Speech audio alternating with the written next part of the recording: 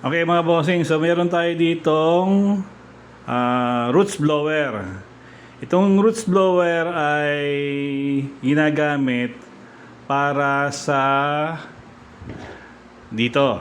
Ito ay yung diffuser. So yung diffuser, ang ginagawa niya, ini-aerate niya yung pinaka tubig either sa sewage treatment or sa fish farms para magkaroon ng oxygen content yung tubig. So, yung hangin na lumalabas dito, nanggagaling siya dito sa device na to. Ito ang tinatawag na roots blower. So, yung roots blower natin, meron siyang motor, yung pinaka nasa ibaba.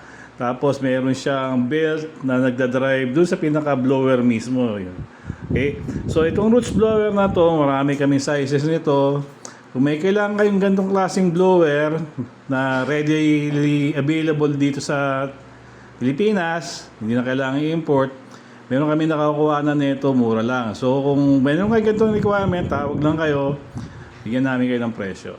Okay, so thank you.